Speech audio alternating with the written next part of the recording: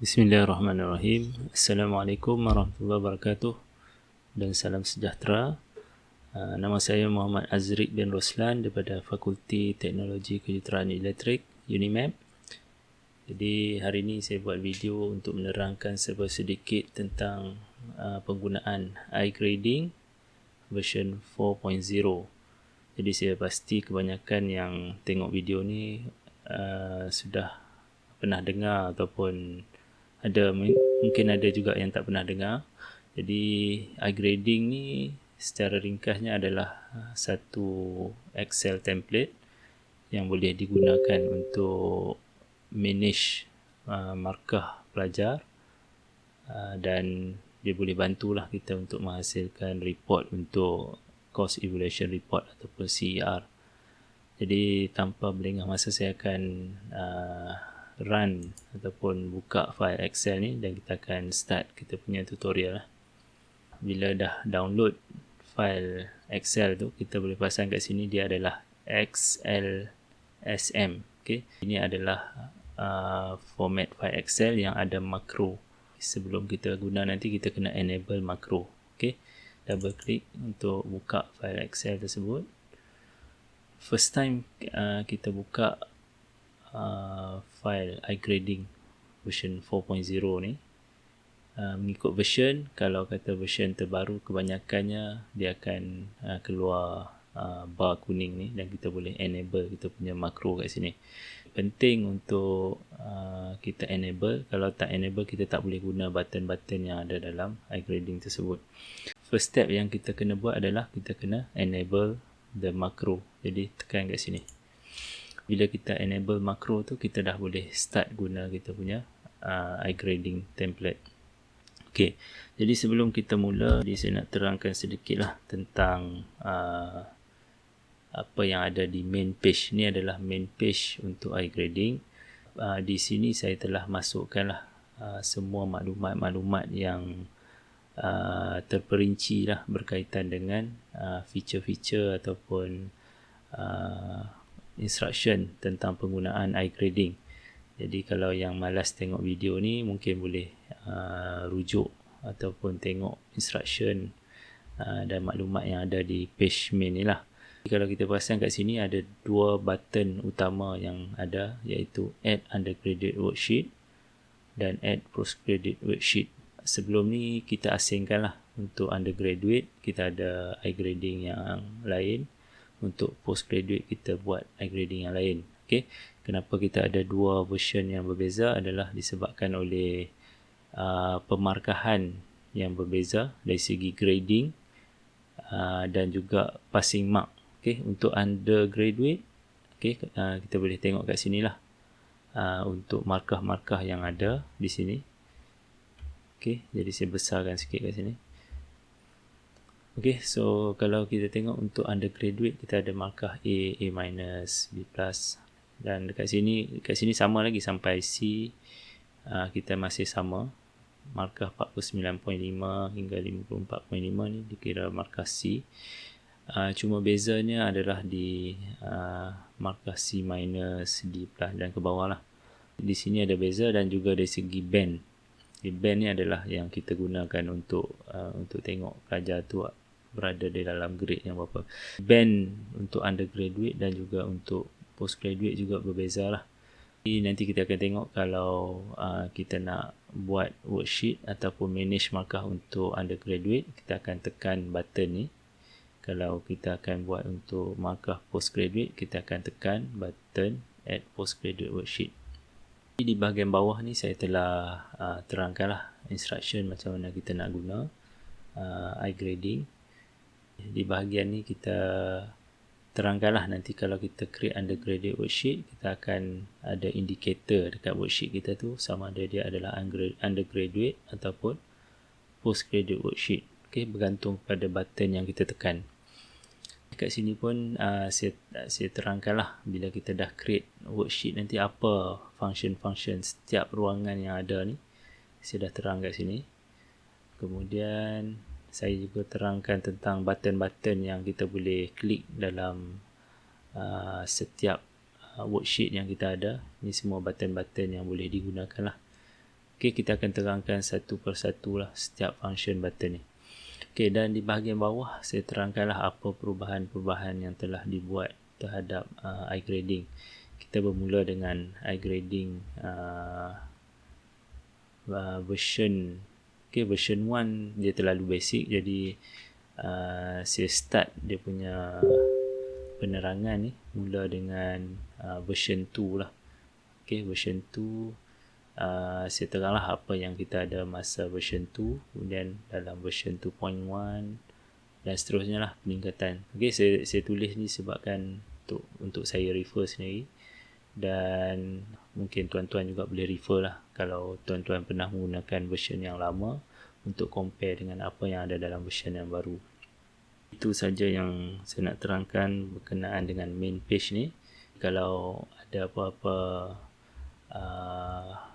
cadangan untuk yang maklumat yang boleh dimasukkan lagi, boleh masuk kat sini lah, boleh maklumkan kepada saya dan saya akan masukkan di main page ni.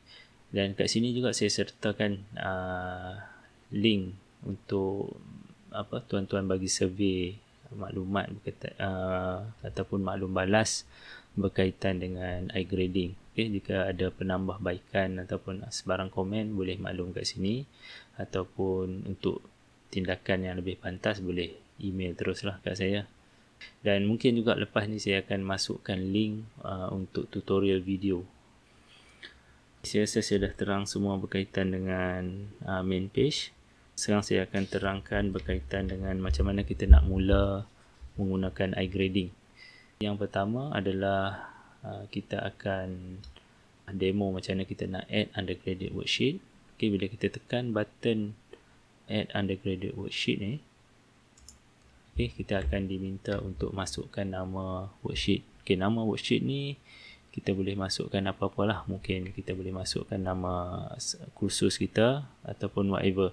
Cuma saya suggest supaya nama worksheet ni tidak terlalu panjang lah. Mungkin saya suggest mungkin kita masukkan kod kursus saja, tak perlu masukkan kod kursus dan nama kursus, mungkin terlalu panjang.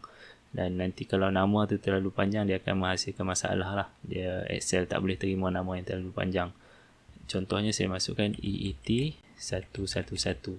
Kemudian saya tekan enter dan masukkan bilangan student. Dalam kes ni saya nak masukkan 10 orang.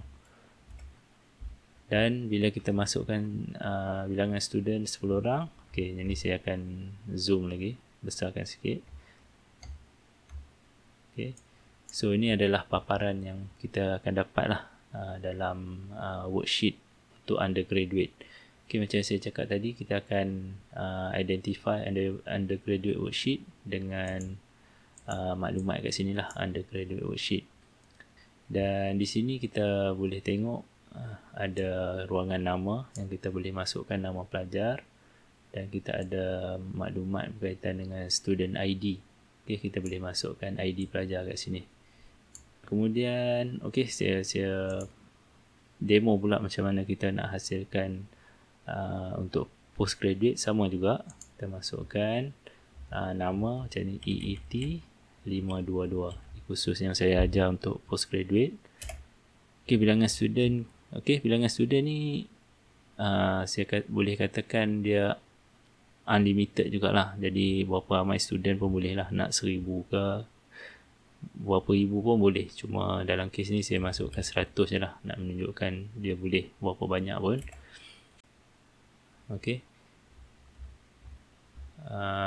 Okay, jadi kita dah dapat satu worksheet yang mengandungi 100 pelajar.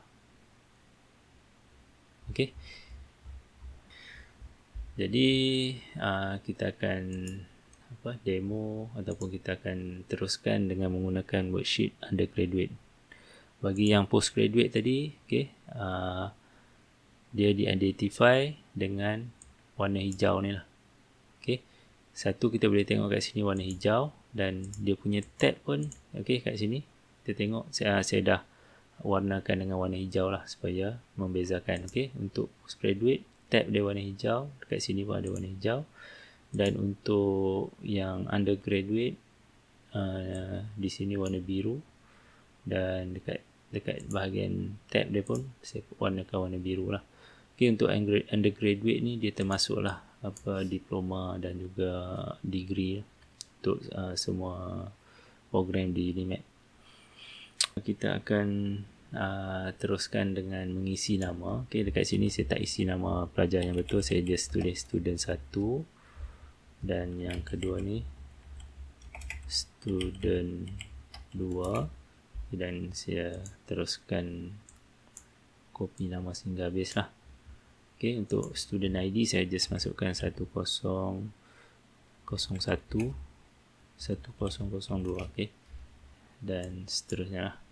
Kita akan copy nama dia. Okay, nama pelajar ni dia akan muncul juga dekat bahagian bila kita tengok dekat sini, okay, dia akan muncul juga di bahagian ni, nama pelajar. Yang ni adalah pengiraan course outcome dan juga program outcome di sini ya.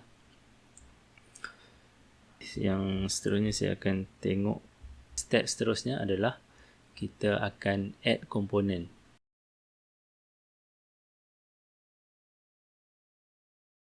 Komponen di sini adalah komponen assessment. Sebagai contoh lah, kalau kita ada quiz, kita boleh masukkan quiz 1, quiz 2. Kalau kita ada test 1, test 2, test 3. Dan kalau kita ada macam final exam, question 1, final exam question 2. Ataupun kalau kita nak kecilkan lagi komponen tu, kita boleh lah macam final exam question 1A ataupun final exam question 1B. Jadi kat sini saya akan masukkan contoh yang pertama adalah test 1. Jadi dia akan keluar satu ruangan untuk kita isi maklumat. Okey, yang pertama bahagian atas ni adalah menunjukkan nama komponen yang kita masukkan.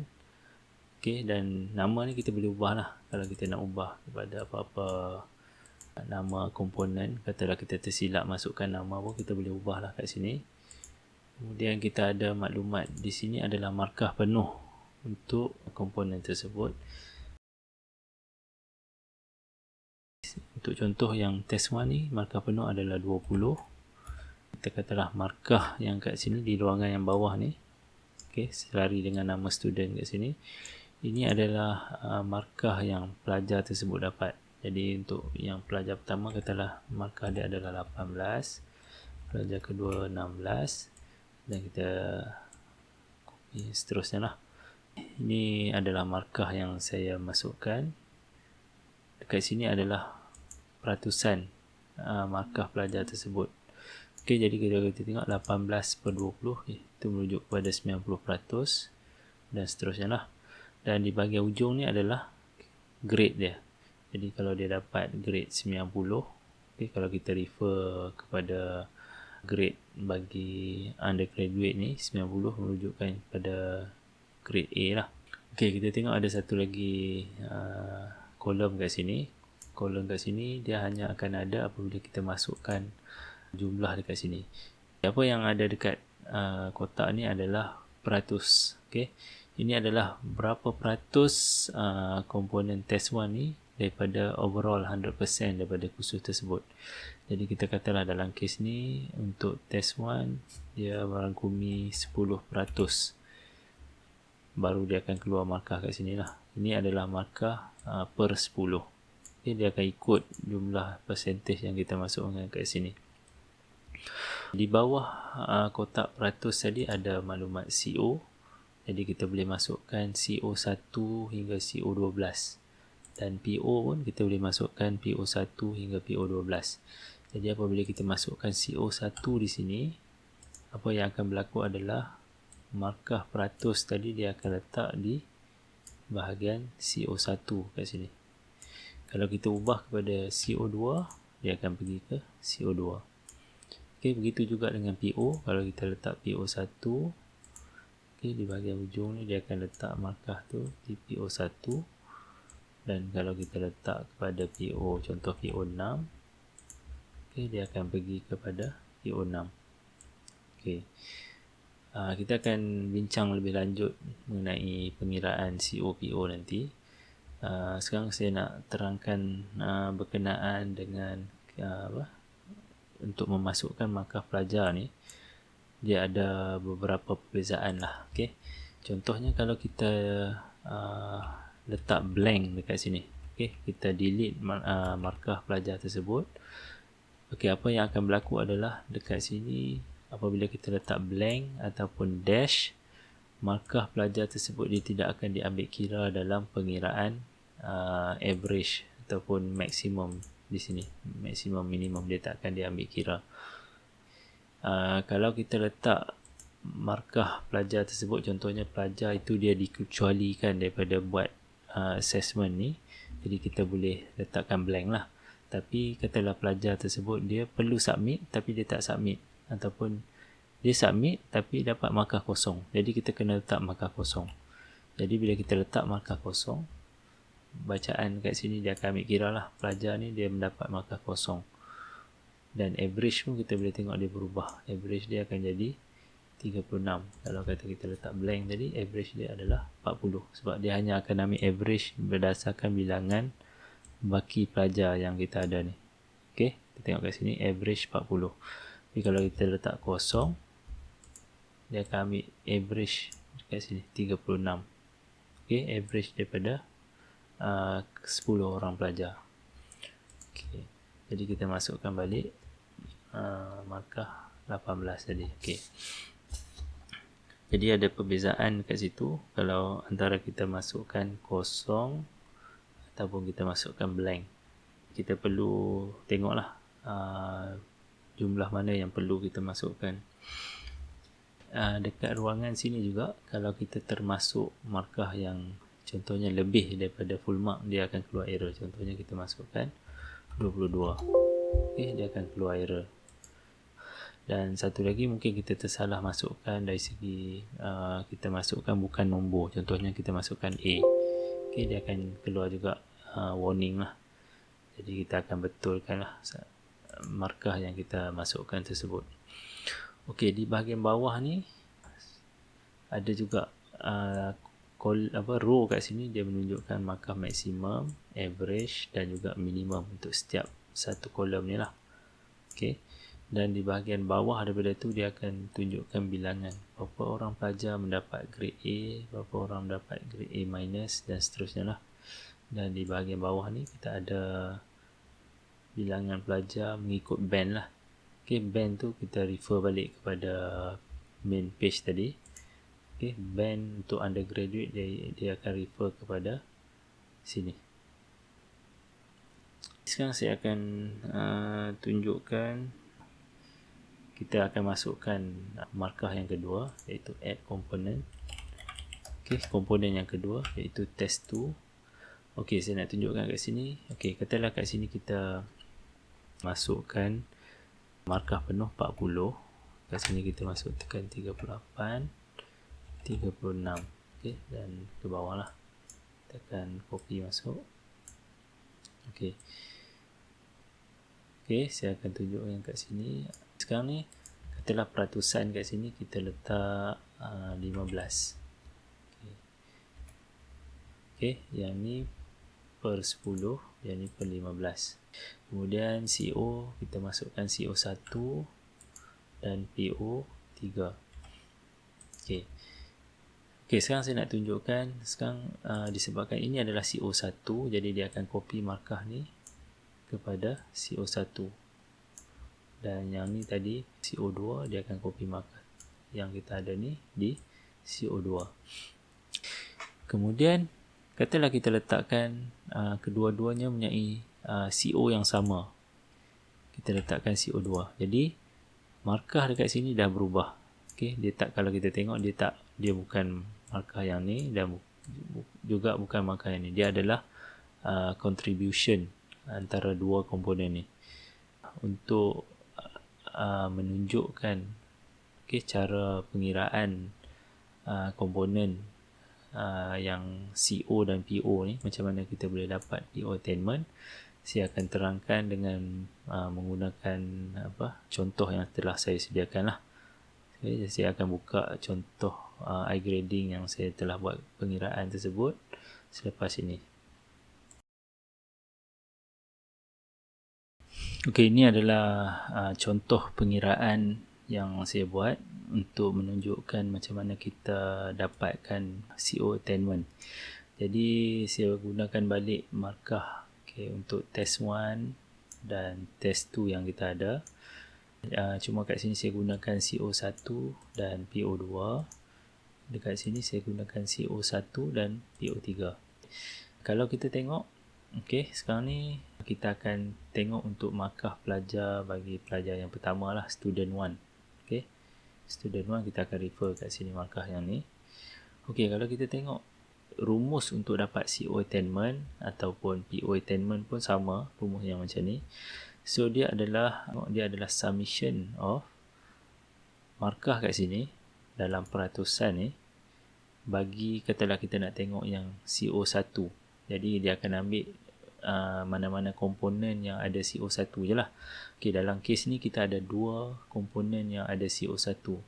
Jadi kita akan buat summation of kalau kita tengok kat sini MCO1 percentage. Ini adalah markah dalam percentage.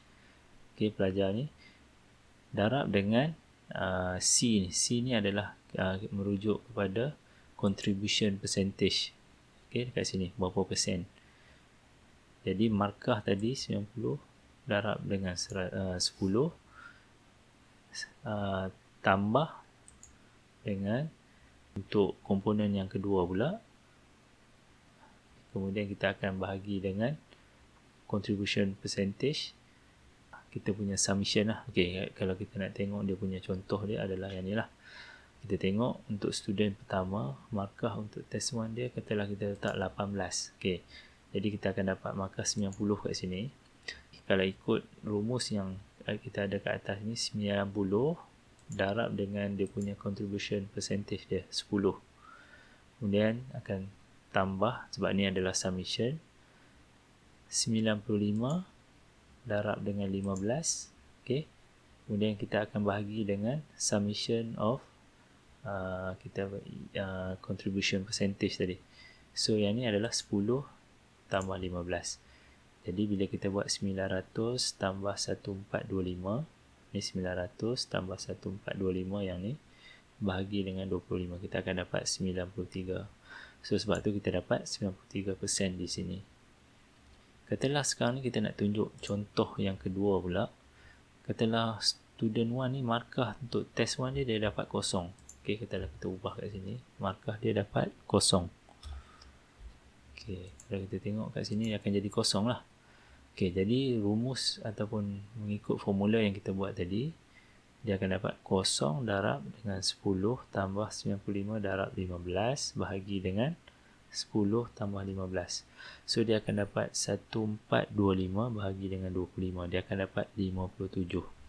Jadi bagi pelajar pertama ni, kalau dia dapat markah kosong, dia punya kat sini dia punya CO attainment untuk CO1 dia akan dapat 57. Untuk ada satu lagi case yang saya kata tadi, kalau kata kita kecualikan dia untuk buat test 1, katalah kita kecualikan pelajar pertama ni untuk buat test 1. Jadi kita tak bagi markah lah. Kita delete ni, kita biar blank. Apa yang akan berlaku adalah dia tak ambil kira yang komponen yang pertama tadi. Bila kita letak blank ni, walaupun ni dia cover CO1, tapi untuk pelajar yang ni, disebabkan kita letak blank, dia tak ambil kira komponen yang pertama. Jadi markah dia akan follow 95 ni akan pergi kat sini. Jadi dia hanya akan ambil komponen yang kedua sahaja, iaitu 95 darab 15 bagi dengan 15. So dia akan dapat 95 attainment kat sini. Itu perbezaan. Kalau kita letak blank ataupun kita letak markah untuk pelajar tersebut lah, dia akan ada efek juga terhadap CO attainment punya calculation. Saya demo kat sini untuk CO, tapi dia juga applicable lah untuk pengiraan PO. Kalau kata PO tu adalah PO yang sama, dia akan gunakan rumus yang kita buat ni lah. Kalau hanya ada satu PO yang komponen tu hanya ada cover satu PO dan dia tak share dengan mana-mana PO yang lain, peratusan markah tu akan pergi terus kepada PO tersebut lah. Jadi kat sini kita letakkan balik markah asal dia. Okay, dan sekarang saya akan demo untuk function-function yang seterusnya lah. Untuk demo function-function yang ada lagi ataupun button-button yang ada, saya akan menggunakan worksheet yang saya sediakan ni juga. Dan yang ni adalah saya telah masukkan semua komponen yang berkaitan lah. Maksud dia bagi kursus ni, contohnya dia ada assignment 1, assignment 2, ada quiz, ada ni contoh yang lama lah, dia ada MTE Q1, MTE Q2. Sekarang kita dah tak ada MTE, kita hanya menggunakan test. Dan kita ada final exam Q1, final exam Q2A, final exam Q2B, dan kita ada final exam Q3, Q4 dan Q5 lah. Dan untuk setiap satu komponen ni saya dah masukkan lah dia punya percentage, dia punya CO dan PO. Okey, kita juga ada juga kat sini kita tengok dekat PO ni saya sengaja saya biarkan kosong. Maksud dia untuk satu-satu kursus tu mungkinlah ada yang dia tak cover mana-mana PO, jadi kita boleh biarkan dia blank lah. Okey, untuk satu-satu komponen lah, maksud saya ada satu komponen tu dia cover CO satu, tapi dia tak cover mana-mana PO, jadi kita boleh biarkan blank. Tapi bagi mana yang memang dah set 1 CO to 1 PO dan memang ada direct macam tu, boleh masukkan lah. So jadi kat sini nak tunjukkan kita boleh fleksibel lah, sama ada kita nak masukkan pun boleh, tak masukkan pun boleh, tak ada masalah. Jadi kat sini saya dah masukkan dan ini adalah markah-markah dia lah. Okay, ada full mark yang 30, ada full mark yang 50, dan ini adalah markah yang kita masukkan.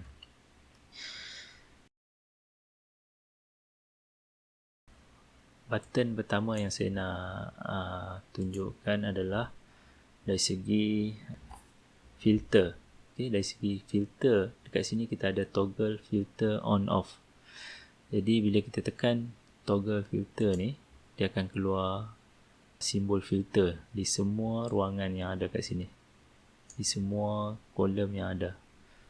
Jadi apa function toggle filter ni adalah supaya kita boleh sort lah. Kadang-kadang kita nak sort ikut nama, kadang-kadang kita nak sort ikut student ID, dan kadang-kadang kita nak tengok, okay, contohnya bagi macam assignment 1 ni, kita nak tengok student mana yang dapat markah paling tinggi. Jadi kita boleh tekan kat sini, kita sort largest to smallest. Okay, jadi kita boleh tahu, okay, sekarang ni yang paling tinggi adalah student 9. Okay, dia dapat yang markah paling tinggi untuk assignment 1. Itu adalah function dah. Kadang-kadang okay, lepas kita sort tu kita dah tanda, mungkin yang ni kita boleh guna untuk tentukan sampel mana yang kita nak dapatkan kan. Sekarang kita boleh tanda lah, okay, sekarang ni pelajar ni dapat markah paling tinggi, jadi kita tanda okay, student 9, kita akan ambil sampel untuk assignment 1. Kemudian kita nak tengok juga markah untuk MTE pula, MTE Q1 siapa dapat markah paling tinggi. Jadi kita boleh sort ikut MTE Q1, dia akan sort juga nama student yang kat sini lah. Itu adalah toggle filter. Dan satu lagi function filter ni adalah, okay, kita boleh pilih student mana saja yang kita nak display. Okay, kita tak nak display semua, kita nak display student 5 saja. Jadi dia akan hanya display markah untuk pelajar yang kelima. Okay, itu apa yang kita boleh buat lah bila kita ada filter on off ni. Kalau kita tak nak, kita just off saja. Okay, kemudian kita ada juga toggle freeze pane.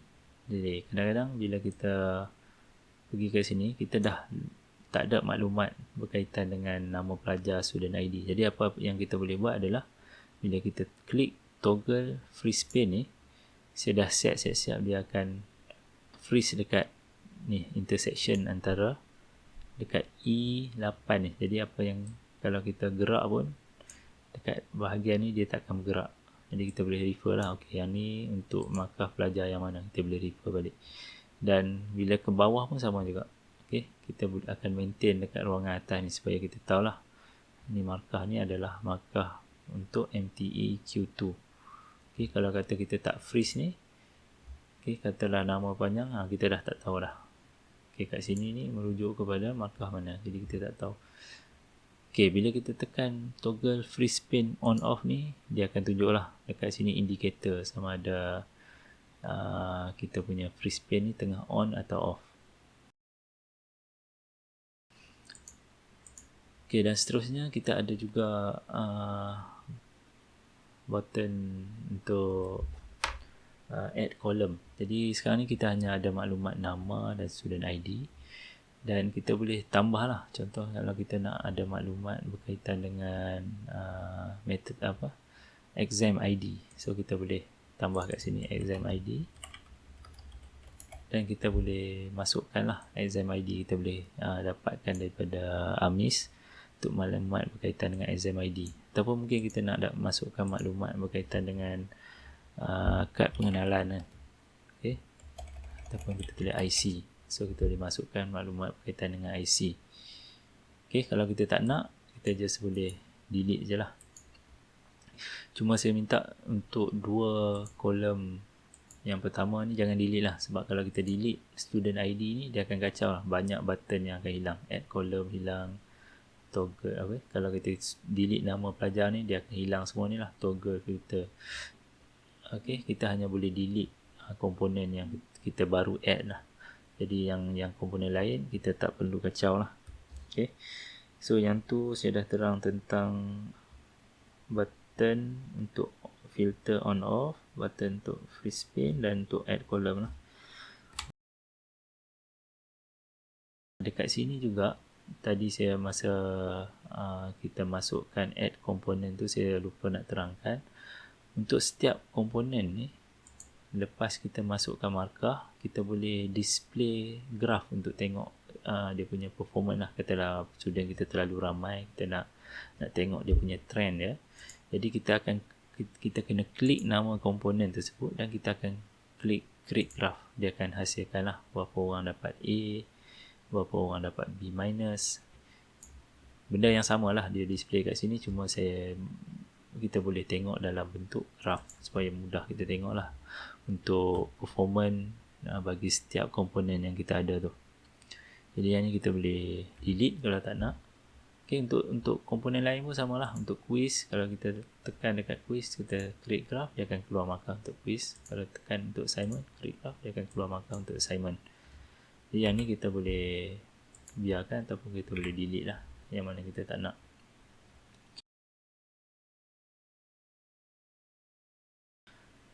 Kemudian kalau kita tengok kat sini, katalah initially kita add pelajar kita ada 10 orang, tapi tiba-tiba ada pertambahan pelajar ke last minute, kita boleh add lagi, add pelajar, dan kita just tambah je dia punya nama dan student ID, dan kat sini kita boleh masukkan lah markah pelajar tersebut.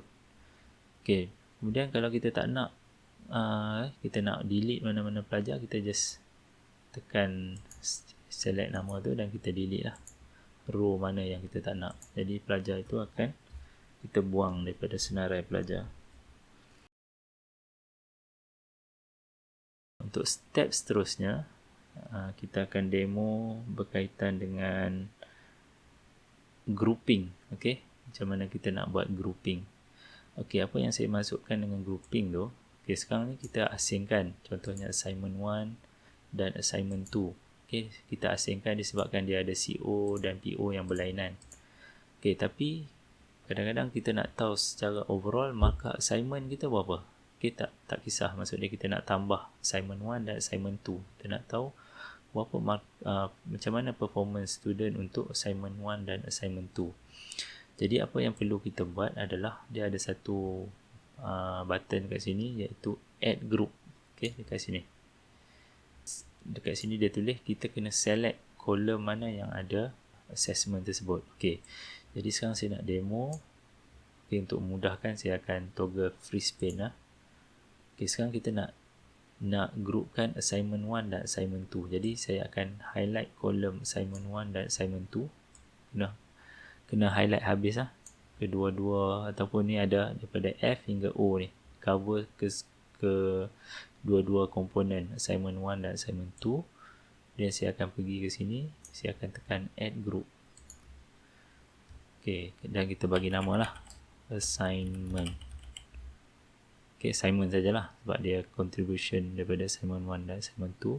Bila kita tekan enter, dekat bahagian ni dia akan keluar satu ruangan lah, dan dia akan tunjukkan markah assignment tu, contribution. Kalau kita tengok kat sini, assignment 1 dia 10%, assignment 2 15%. Jadi markah yang dia display kat sini adalah out of 25 lah. Okay, 10 tambah 15. So yang ni student yang pertama dia dapat 18.9 daripada 25. So kat sini kita juga ada markah in term of percentage, dan kita ada in term of grade lah. So sama juga macam tadi, bila kita nak tengok dia punya graph dia, kita boleh klik nama assignment ni dan kita akan create graph. So dia akan keluar lah macam mana performance dalam assignment. Okay, jadi kalau kita nak buat yang lain, contohnya quiz, tak apalah sebab dia ada satu je, kita tak payah nak buat group apa-apa kan. Contohnya yang kedua adalah MTE. Okay, MTE kita nak groupkan jadi MTE saja. So kita highlight komponen MTE tu dan kita akan add group MTE. Okay, so dia akan keluar lah out of 20 kita akan dapat berapa markah MTE.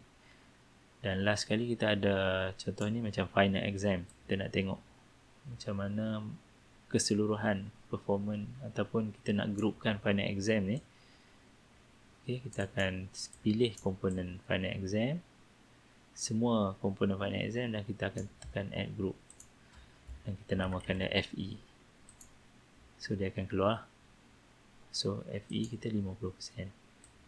So ni markah per 50 dan ni markah dalam percentage. Okay, dan sekarang kita akan, katalah kita nak groupkan semua komponen, kita nak tengok markah overall.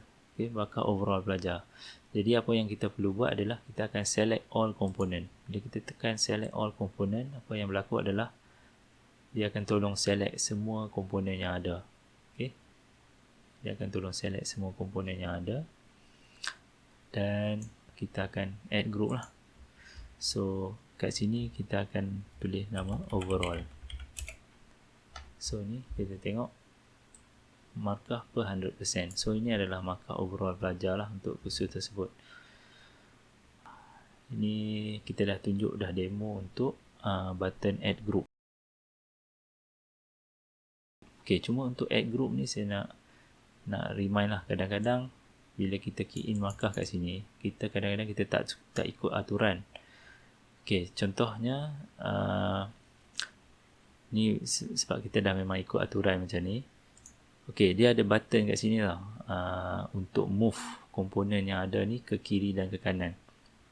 Contohnya sekarang ni kita ada MTE Q1 ataupun MTE Q2 ni, kita boleh gerakkan dia ke kanan. Contohnya kalau kita pilih nama dia dan kita tekan button orange ni, dia akan gerak ke kanan.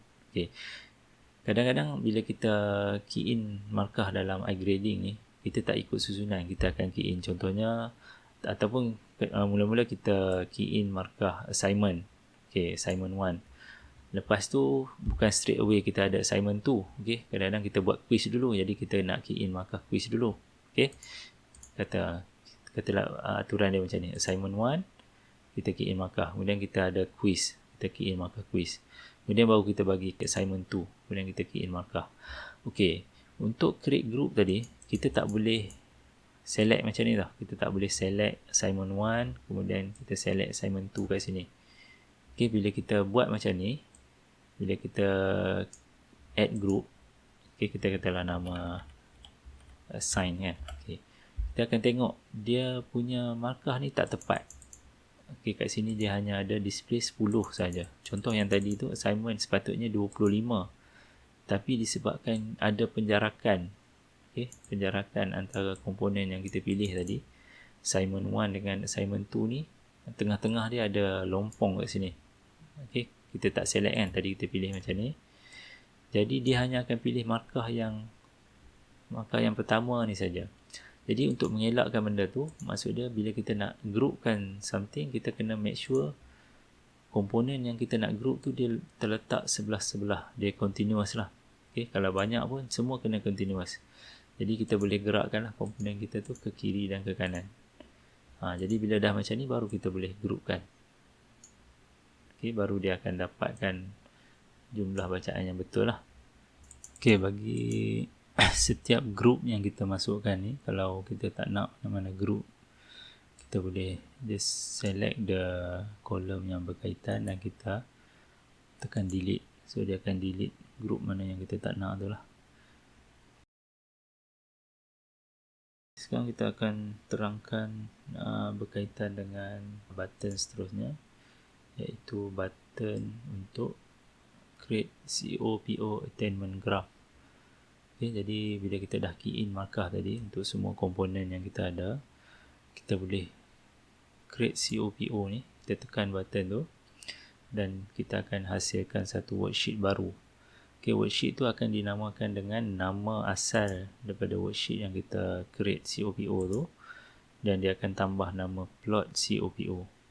Okay, whatever nama yang kita bagi, dia akan keluar nama tu dan tambah kataan plot COPO. Jadi sebab tu saya suggest di awal video ni bahawa nama untuk worksheet kita tu kalau boleh jangan panjang sangat lah, pendek saja supaya nanti dia takkan keluar error lah. Kalau kita asal tu dah nama tu memang panjang, dia akan tambah lagi plot COPO tu, mungkin nama yang akan terhasil ni dia, kita kata bilangan huruf dia tu melebihi bilangan huruf yang dibenarkan untuk nama bagi worksheet. Jadi dia akan keluar error lah. Jadi apa yang akan berlaku bila kita keluar kat sini, dia akan ada beberapa graf lah yang kita telah buat. Okay, untuk undergraduate seperti yang mana kita sedia maklum, markah lulus adalah 50. Jadi kat sini dia akan display CO attainment overall. Ni adalah overall CO attainment untuk kursus tersebut. Kalau kita tengok CO1 overall dia adalah 66.9, 65.6 untuk CO2 dan CO3 70.8. Dia akan display lah dalam bentuk graf yang kita ada ni. Sama juga dengan PO. Ini adalah overall PO attainment untuk keseluruhan kelas. Jadi kat sini kalau kita tengok CO4 sampai CO12 tak ada. Jadi kita boleh tekan dekat filter ni. Kita boleh remove lah. CO4 sampai CO12 kita boleh buang. Okay, sama juga yang ni. Untuk PO kita buang PO 4, 5, 7 sampai ke 12 kita buang. So dia hanya akan tinggal PO yang berkaitan je lah. Okay, ni adalah dua graf yang pertama. Yang di bahagian kanan ni adalah graf untuk tengok out of student yang kita ada tadi, 10 orang, berapa orang pelajar yang attain dan tak attain untuk setiap CO. Okay, contohnya untuk yang ni CO1. Okay, kalau kita tengok 10 orang pelajar attain dan 0 tak attain. Okay lah. CO2, CO2 walaupun kita tengok kat sini 65.6 overall, dari segi overall attainment CO2 adalah attain, tapi kalau kita tengok ada seorang pelajar tak attain. 9 orang pelajar attain, seorang pelajar tak attain. So kita boleh refer kat sini lah. Kita nak tengok pelajar mana untuk CO2 yang tak attain. Kita tengok pelajar nombor 5. Pelajar nombor 5 dia dapat 42.3 sahaja untuk komponen tersebut. Jadi dia tak attain. Kalau ikut tu dia tak attain lah CO2 bagi kursus tersebut. Dan CO3 pun sama, 10 orang attain. Yang bawah ni adalah dari segi PO attainment, berapa orang pelajar attain, berapa orang pelajar tak attain, dari segi bilangan pelajar. Di sebelah kanan bahagian bawah ni juga dia sama macam tadi, cuma tadi dalam bentuk bilangan, yang bahagian bawah ni dalam bentuk percentage. Berapa persen pelajar attain, berapa persen pelajar tak attain. So dalam bentuk percentage. Yang di sebelah kiri ini adalah ruangan yang menunjukkan individual attainment untuk CO dan PO. Jadi macam mana kita nak tengok, dekat sini ada satu, kita kata, ruangan untuk kita pilih nama pelajar. Jadi kita tekan dekat sini, kita pilih pelajar pertama. Jadi dia akan display CO dan PO attainment untuk pelajar yang pertama. Okay, sama juga macam tadi, kalau kita tak nak yang CO4 sampai 12 ni, kita just filter out lah. Kita hanya display whatever CO yang kita ada. Jadi kat sini kita boleh tengok performance untuk individual student. Dari segi graf saya dah cover semua. Okay, cuma dekat sini saya nak bagi tahu lah. Katalah kita dah keluarkan COPO plot ni, kemudian kita update markah pelajar kat sini. Contohnya ada perubahan markah kat sini. Bila kita update sum markah kat sini, dia akan update terus. Contohnya macam dekat sini, dia akan update terus performance pelajar dekat sini, dekat CO ni, CO performance ni dia akan terus update. Sebagai contoh lah, kita tunjuk contoh. Kita tengok yang final exam question 5, dia cover CO3. Sekarang CO3 kita, CO3 dia punya CO attainment dia adalah 70.8. Sekarang ni katalah kita ubah pelajar yang dapat 7 markah ni, kita letak markah penuh lah kat dia, 20. So secara automatik kita boleh tengok kat sini, dia dah berubah jadi 72.4. So maksud dia secara automatik dia akan update lah markah dia. Kalau kita ubah balik, dia akan jadi balik 70.8. Cuma dekat sini, kalau kita perasan, dia akan ada satu button refresh data. Refresh data ni bila kita nak guna, refresh data ni kita hanya akan guna bila kita ada pertambahan pelajar. Contohnya kita dah create COPO ni, COPO worksheet ni, tiba-tiba kita ada nak tambah ada pelajar yang ke-11. Contohnya ada student 11. Dia punya nombor ID dia sekian. Dan nanti kita akan masukkan lah markah dia. Katalah kita tambah pelajar ni. Jadi bila kita nak nunjukkan, maksud dia kita nak masukkan markah pelajar tersebut, kita akan tekan refresh data. Dia akan keluar. Sebab kat sini kita tak masukkan markah pelajar tadi, tak ada lah dia punya CO dan PO attainment dia. Tapi dekat data, dekat table ni, dia memang akan auto update. Cuma dekat sini je kita kena refresh data untuk masukkan maklumat pelajar yang baru. Jadi saya dah terangkan berkaitan dengan create COPO punya graf lah, ataupun COPO punya worksheet. Lepas ni kita akan tengok untuk satu lagi button, iaitu untuk hasilkan CER report. Untuk CER report, apa yang akan kita perlu buat adalah ada satu button kat sini untuk kita create CER report. Kalau kata kita tekan button ni, dia akan keluar user has not select entire column. Jadi apa yang perlu kita buat adalah untuk create CER report ni, kita macam tadi juga, kita kena select komponen yang kita nak pilih untuk masukkan dalam CER report. Kalau kata kita memang nak pilih ke semua komponen yang ada, macam tadi, kita akan select all komponen. Bila kita tekan select all komponen, dia akan pilih lah semua komponen yang ada. Dia hanya pilih individual komponen, dan dia tak akan pilih lah yang group ni. Group ni hanya untuk display saja. Dia adalah untuk kita tengok markah bila kita groupkan kita punya komponen. Tapi bila kita tekan select all komponen, dia tak akan pilih yang dekat bahagian group. Jadi bila kita dah pilih select all komponen tu, baru kita boleh tekan create CER. Yang ni adalah report yang dihasilkan.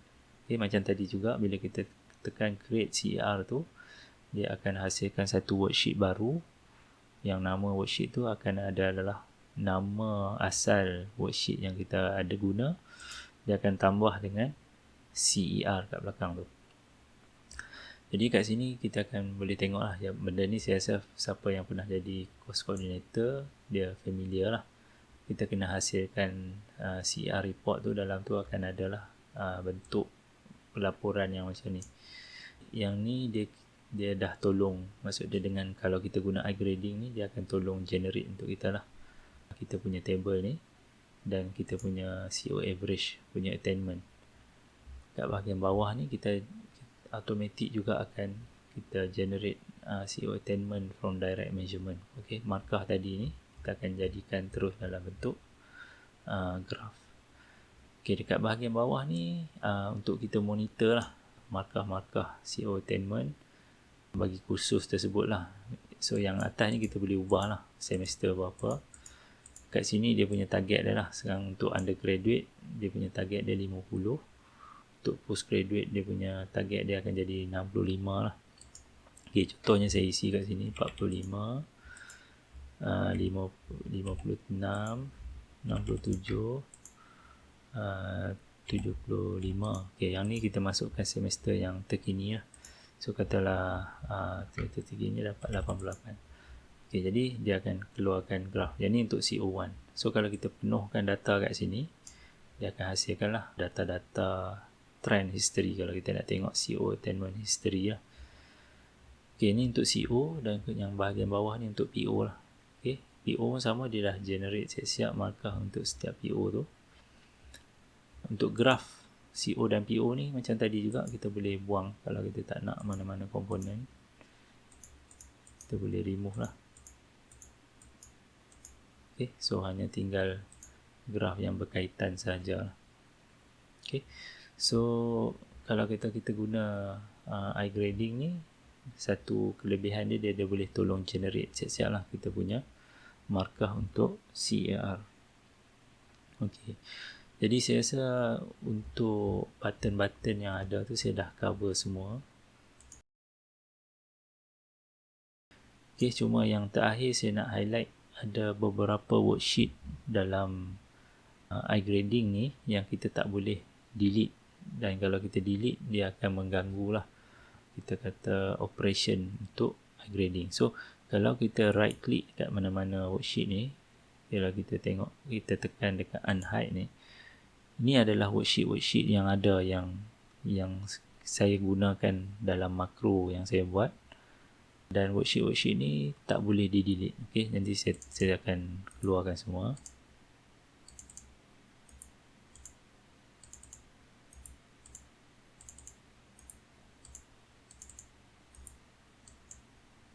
Okay, ini adalah semua worksheet yang saya gunakan lah untuk operasi iGrading ni.